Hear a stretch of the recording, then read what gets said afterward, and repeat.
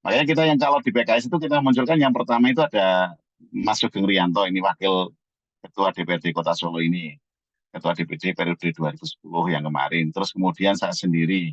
Kemudian ada satu lagi namanya Mas Abdul Qadir Audah. Begitu. Ini kalau dari PKS sebagai gambaran. Kemarin dari PKS Muda Jawa Tengah itu juga memunculkan satu nama.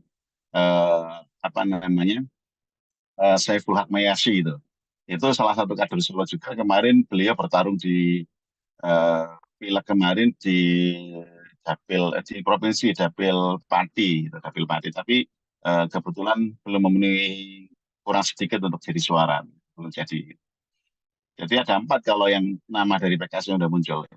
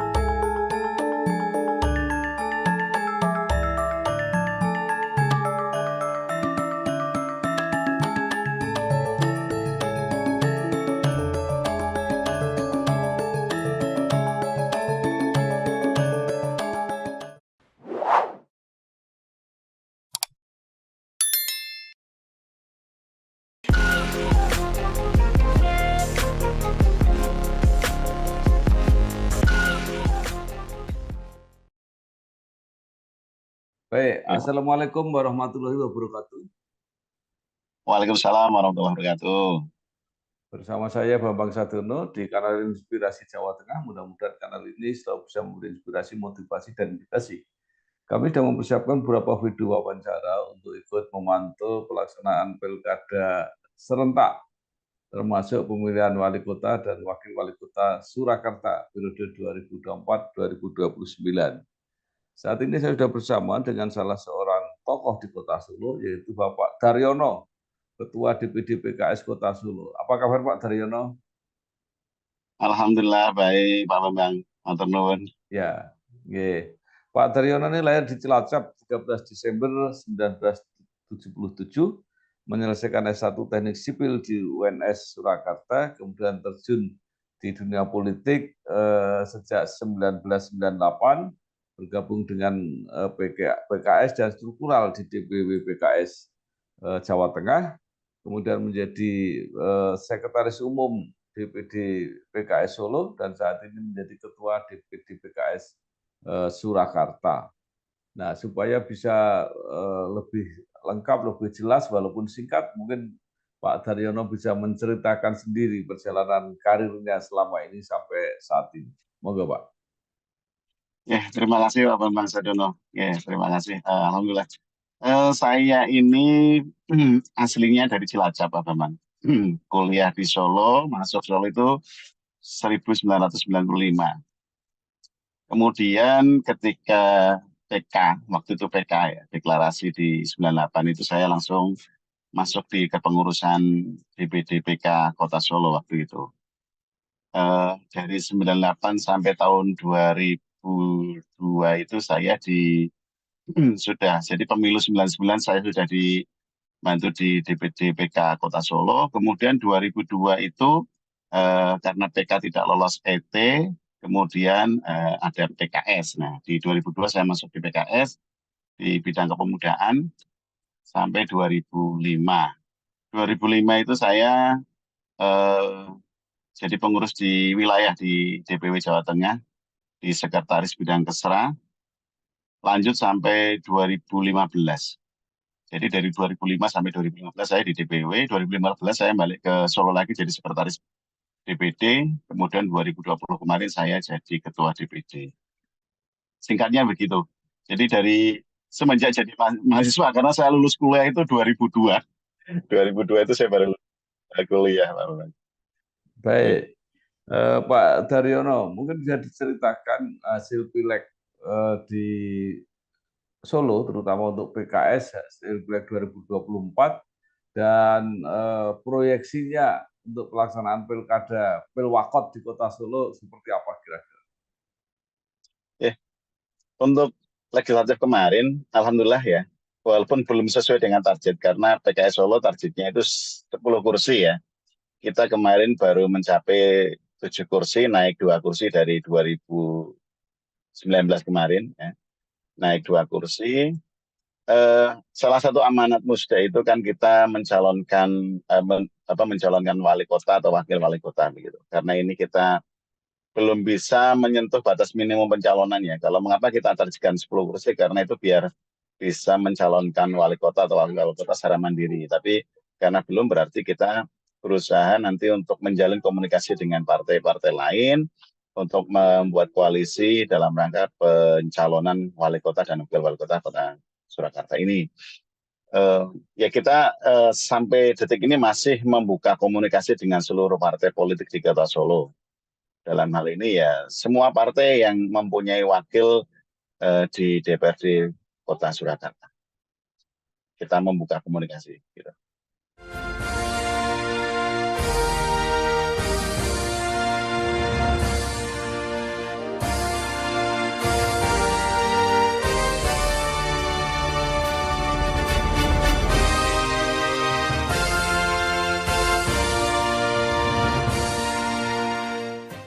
Ya, Pak Daryono, saya ingat ketika Pilwakot sebelumnya, PKS sebenarnya juga ingin supaya ada calon lain, sehingga tidak hanya melawan calon calon independen yang Ya. satu pada waktu itu, tapi yang jadi masalah adalah tidak ada mitranya, jadi partainya sudah habis, tidak ada. Nah, sekarang ada peluang. Apa yang akan dilakukan oleh PKS? Jadi ini juga jadi tantangan kita, Pak Bambang. Karena di Kota Solo ini kita sampai sekarang itu komunikasi dengan teman-teman itu masih adem ayem semua. Munculnya calon-calon yang sudah membranding diri, kemudian proses yang dilakukan oleh salah satu partai dalam hal ini PDI, terus ini sekarang di PSI, itu menurut saya masih belum menunjukkan bahwa proses pencalonan ini serius begitu. Salah satu hal yang barangkali saya tangkap, mungkin karena ada, menurut saya ini pendapat saya pribadi, trauma trauma proses pilwalkot di 2020 kemarin. Karena sebenarnya ketika kita di Kota Solo ini sudah banyak berkomitmen dengan teman-teman partai lain untuk mencalonkan juga, biar calonnya nggak cuma dari satu partai waktu itu yang berkuasa kan PDI ya. Tapi ternyata dalam kenyataannya kemudian ada intervensi dari pusat yang membuat semua putusan di daerah ini akhirnya mentah. Sehingga sampai sekarang bisa jadi teman-teman, ini pendapat saya, maaf, bisa benar bisa salah.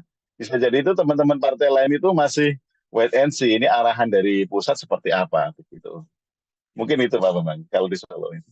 Pak Daryono, saya membaca pernyataan Pak Daryono di media bahwa PKS akan membentuk poros ketiga.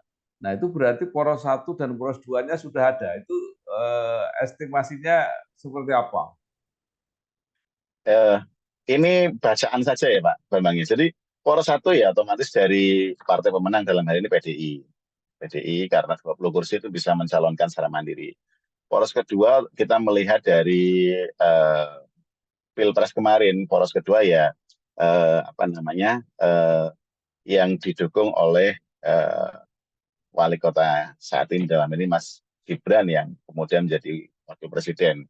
Itu nanti siapa yang mendapatkan restu dari beliau. Barangkali ini ya yang partai yang ditengarai akan mendukung ataupun kemudian mendukung Mas Gibran ini ya dari PSI maupun Gerindra.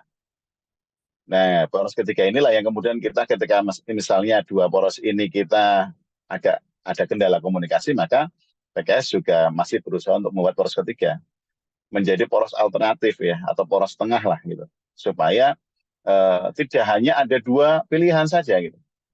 Karena pendapat kami semakin ada pilihan itu masyarakat semakin punya kesempatan untuk memilih pemimpin yang terbaik begitu. Ya, baik. Eh, Kalau akan jadi tiga, berarti tidak ada kemungkinan poros 1, poros 2 itu menjadi satu. Artinya antara PDIP dengan sebutlah tadi antara Gerindra dan PSI yang merupakan porosnya Pak Gibran itu tidak mungkin menjadi satu. Ini apakah karena calonnya beda, Pak? Kalau ini menurut saya karena efek dari Pilpres kemarin saja, Pak Bambang. Apakah memungkinkan bersatu? Kalau ada kemungkinan mungkin masih ada walaupun kecil ya, tapi semua ini kan juga ada peluang tergantung komunikasi di tingkat pusat. Kalau seandainya itu dilakukan komunikasi sampai tingkat pusat gitu. Tapi sementara yang saya lihat di Kota Solo ini tidak ada peluang untuk dua poros ini menjadi satu. Ya. Kalau tidak mungkin, itu kan karena tadi dampak Pilpres. Tapi kalau ada calon yang bisa mempersatukan dua poros itu, artinya satu calon ini dua-duanya setuju. Itu mungkin nggak? Nah ini masalahnya calonnya yang belum kelihatan, Pak Bambang. Calonnya belum kelihatan. Jadi, termasuk begini, calon yang muncul itu sendiri juga belum jelas kendaraan yang mau dipakai apa itu juga apa, partai yang mau mendukung itu apa saja juga belum jelas ini sampai hari ini.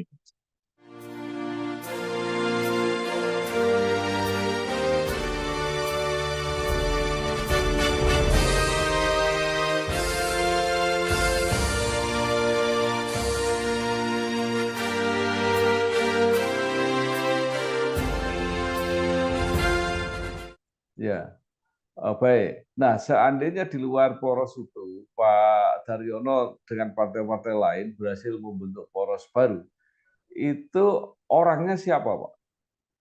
Eh, Kalau PKS ini kan 7 kursi ya Pak Bambang. Kita juga punya bargaining lah seandainya nanti apa namanya bergabung dengan partai lain. Tinggal masalahnya nanti partai apa yang akan bersama kita. Jadi PKS itu punya peluang untuk bisa mencalonkan wali kota bahkan minimal wakil wali kota. Mungkin nanti kan tergantung ketokohan yang dimunculkan. Gitu. Kalau alternatifnya, memang kita ingin mendorong calon wali kota dan wakil wali kota ini dari kalangan muda, dari kalangan yang relatif punya umur secara ini masih muda, sehingga kita harapkan bisa punya semangat pembangunan di Kota Solo ini berlanjut. Tapi kita inginkan calon yang selain muda juga punya pengalaman dalam konteks keorganisasian maupun kepemimpinan, bukan yang betul-betul baru. Begitu, Bapak. Ya, eh, nanti mungkin Bapak bisa antar-antar kira-kira, karena kalau dibayangkan semacam itu ternyata orangnya tidak ketemu, kan juga akhirnya tidak akan ketemu yang ideal itu. Nah, sementara ini Eh, yang sudah muncul atau dimunculkan itu kan Mangkunegoro 10 kalau nggak salah ya, itu yang sudah mulai ya, muncul dan orangnya cukup muda juga. Apakah itu memenuhi syarat untuk calonnya PKS? kalau Gusti Bre ya Mangkunegoro ke-10 ini secara mudanya dapat, cuma track record kepemimpinannya itu yang masih belum gitu. Sayangnya masih beliau belum baru sekarang kan muncul dan kemudian menjadi Mangkunegoro 10 begitu. Mungkin kalau misalnya nunggu 5 tahun lagi belum sudah punya portofolio. Kalau sekarang kan portofolionya yang belum ada. Mudanya dapat tapi itu yang kita kritik sih kemarin dengan Mas Gibran selaku wali kota. Mudanya dapat tapi karena portofolionya kurang sehingga kita masih punya beberapa catatan untuk beliau. Kita berharap yang muda tapi punya portofolio lah gitu. Makanya kita yang kalau di PKS itu kita munculkan yang pertama itu ada Mas Sugeng Rianto ini wakil ketua DPRD Kota Solo ini, ketua DPD periode 2010 yang kemarin. Terus kemudian saya sendiri. Kemudian ada satu lagi namanya Mas Abdul Qadir Audah. Begitu. Ini kalau dari PKS sebagai gambaran. Kemarin dari PKS Muda Jawa Tengah itu juga memunculkan satu nama. Apa namanya? Saiful Haq Mayasi itu.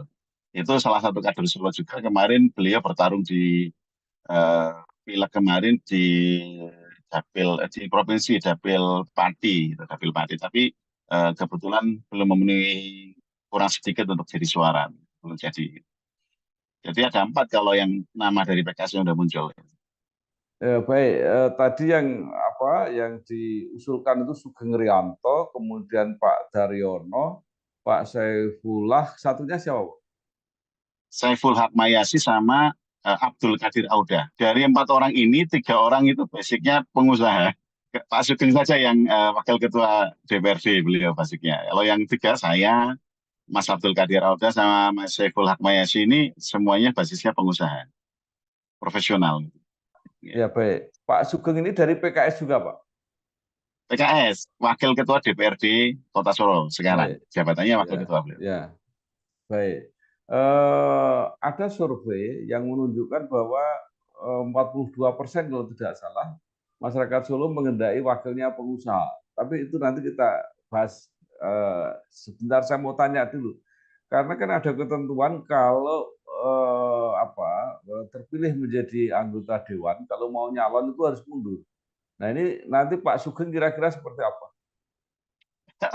Itu juga salah satu kendala mungkin Pak Bambang.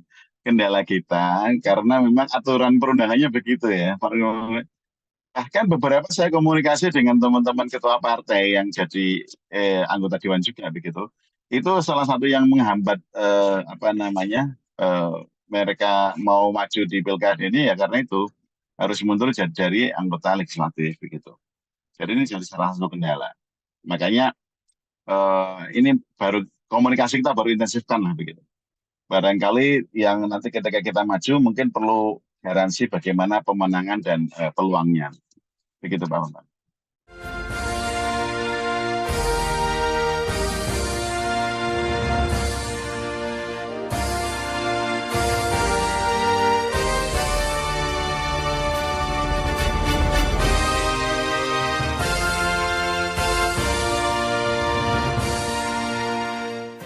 Ya, Pak Daryono, PKS 7 kursi.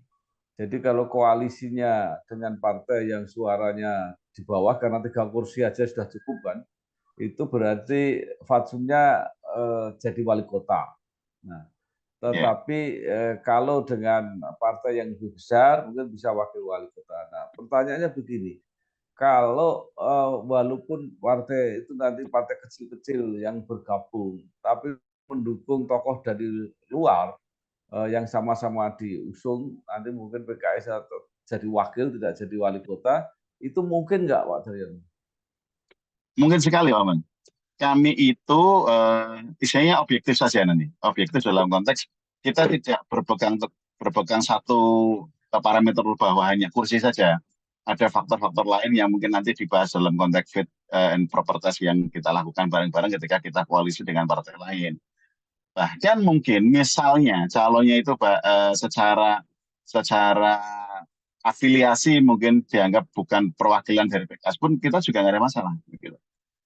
Asalkan tokoh itu betul-betul mewakili kota Solo dan punya kualifikasi untuk menjadi wali kota atau wali kota. Begitu Pak Bambang.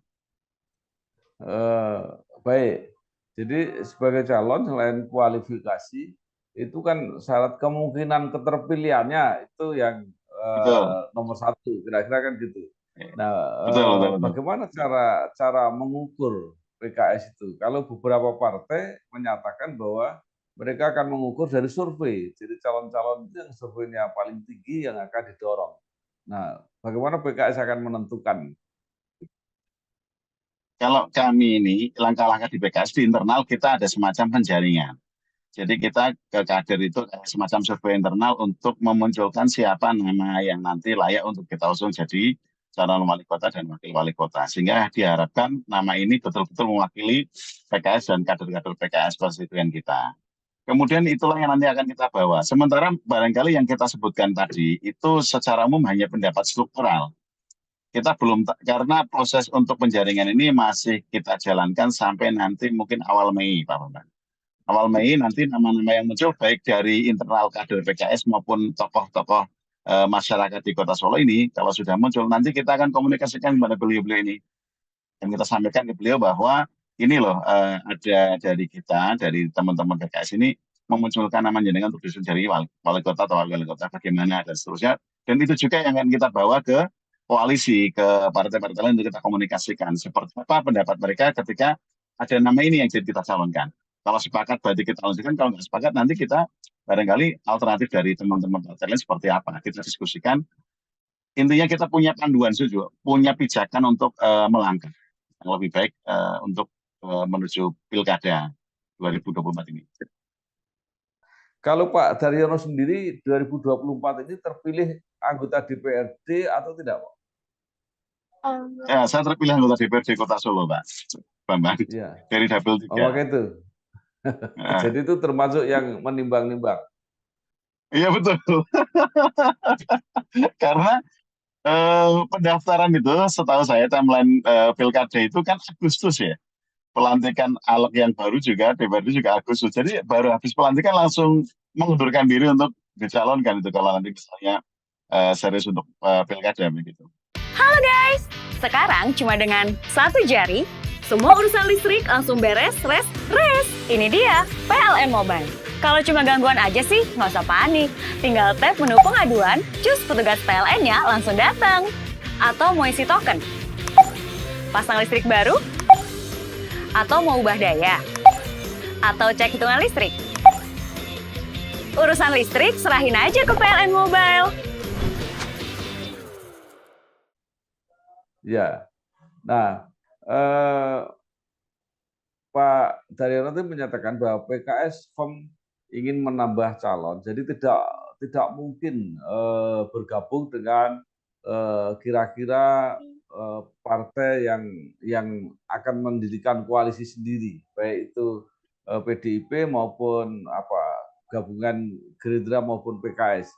Jadi nggak mungkin ya kalau itu PKS bergabung ke situ. Saya tidak bisa mengatakan tidak mungkin Pak Bambang. Jadi ini proses untuk komunikasi, proses masih berjalan. Ide untuk memunculkan poros ketiga itu juga salah satu ikhtiar saya dalam rangka untuk membuka komunikasi juga. Bisa jadi nanti poros ketiga gabung kepada salah satu poros memungkinkan, Pak Bambang. Misalnya kita membuat koalisi, kemudian koalisi ini bergabung dengan porosnya pemenang dalam hal ini PDI atau porosnya yang diberikan restu oleh Mas Gibran begitu. Itu memungkinkan tergantung nanti komunikasi kita dengan teman-teman partai lain. Mengapa kita membuat poros baru? Karena orang sekarang kan hanya terfokus dua poros itu. Oh, ini calonnya paling hanya dari PDI sama dari Mas Gibran gitu. Loh, memang kita tidak ada, makanya tidak ada pilihan lain. Kita berikan alternatif yang lebih banyak kepada masyarakat. Niatnya itu aja. Ya, jadi kalau gambarannya seperti yang apa tadi disampaikan oleh Pak Daryono itu persis seperti koalisi Pilpres. Jadi PDIP sendiri, kemudian Gerindra, PSI sendiri. Jadi apa PKS ada kemungkinan juga akan sendiri bersama Nasdem, bersama PKB, kira-kira begitu, Pak. Betul, betul. Betul, karena memang Pilpres itu mewakili kelompok yang sekarang muncul di konteks masyarakat Indonesia. Solo pun seperti itulah gitu. Tapi apakah kemudian akan rigid tiga kubu ini, ataukah kemudian bisa menjadi dua poros atau dua kubu, atau bahkan menjadi empat kubu itu ya kita belum tahu, Pak Bambang. Karena masih proses semua. Gitu. Baik, tadi Pak Daryono mengatakan bahwa eh, anak-anak muda yang dicalonkan PKS itu background-nya adalah pengusaha semua. Tadi saya katakan bahwa memang ada aspirasi seperti itu.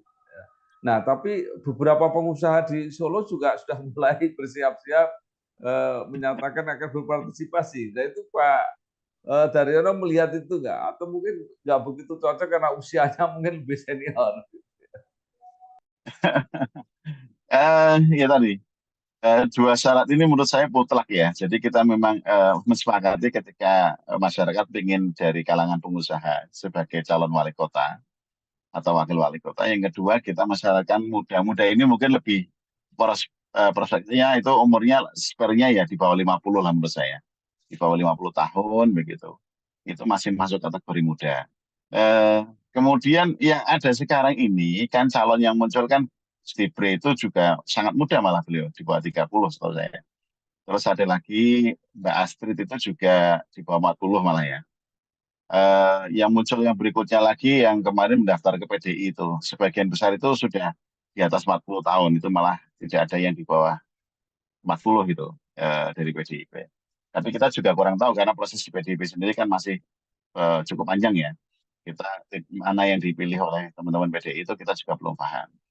Yang di PSI baru buka pendaftaran, kita belum tahu siapa-siapa saja yang mendaftar ke sana. Partai lain belum ada kabar ya. Gerindra kita belum melihat. Kemudian Golkar kemarin saya ketemu dengan Mbak Ketuanya Mbak Sekar juga masih wait and see begitu. Kami di PKS juga baru konteks internal. Kita belum membuka pendaftaran kepada apa namanya tokoh-tokoh yang ada. Jadi ya memang ini prosesnya menurut saya kan masih ada 4 bulan Mas Bram. 4 bulan menuju Agustus. Agustus itu kan pendaftaran calon. Mungkin 4 bulan ini nanti di bulan Mei ini mulai rame ataupun mulai apa namanya tensi pilkada itu mulai memanas itu ya setelah bulan Mei menurut saya. Ketika sudah mulai semakin terkonsolidasi para komunikasi dari partai-partai yang ada. Barangkali itu saja sih yang dari pendapat saya. Pak Daryono, terakhir, di samping tadi mengenai kesiapan menyeleksi tokoh-tokoh tadi, sebenarnya secara idealistis apa yang dibayangkan PKS harus diperjuangkan oleh pemimpin yang akan menjalankan amanah untuk memimpin Kota Surakarta 5 tahun ke depan? Ya, ya, kita melihat bahwa Kota Solo ini kehilangan jati diri, Pak Bambang. Kehilangan jati diri. Jadi pembangunan yang ada itu pembangunan yang memang menurut saya karena kalau konteks sekarang ini beliau Mas Wali itu punya kelebihan dalam konteks pembangunan fisik. Tetapi pembangunan ini kurang menyentuh sisi esensi dari masyarakat Kota Solo. Kota Solo ini salah satu kota yang menjadi barometer nasional itu kurang tersentuh dari sisi esensi kebutuhan masyarakatnya. Sehingga salah satu parameter kemarin yang kita sayangkan kan kemiskinan meningkat. Itu jadi satu masalah. Karena memang ini tantangan besar untuk pemimpin bagaimana mengangkat derajat kesejahteraan masyarakat. Kita menginginkan pemimpin yang punya solusi untuk itu. Apalagi kemarin kan habis pandemi ya. Habis pandemi itu sekarang itu menurut saya masyarakat belum pulih kembali terhadap kondisi ekonominya. Ini menjadi tantangan besar untuk pemimpin yang akan datang. Jadi 2 hal ini, kesejahteraan, memulihkan ekonomi ya masyarakat itu. Kalau untuk pembangunan saya kira untuk Kota Solo, karena Solo itu kotanya kecil ya sudah luar biasa lah. Tinggal melanjutkan saja. Yang lain-lainnya ini yang butuh ya masalah identitas kotanya, kemudian spirit masyarakatnya ini yang perlu disentuh dalam konteks ke depan. Begitu Mas Bambang. Baik, baik. Terima kasih sekali Pak Daryono, Ketua DPD PKS Kota Solo. Mudah-mudahan tekadnya untuk mempersiapkan calon-calon alternatif supaya masyarakat Kota Solo punya lebih banyak pilihan ini bisa terlaksana dan membantu untuk Amin. menemukan pemimpin yang paling ideal di Solo. Sekali Amin, lagi amin. sukses. Terima kasih. Amin, terima kasih. Wassalamualaikum Terima kasih. warahmatullahi wabarakatuh. Waalaikumsalam warahmatullahi wabarakatuh. Terima kasih Pak Bambang Sutono.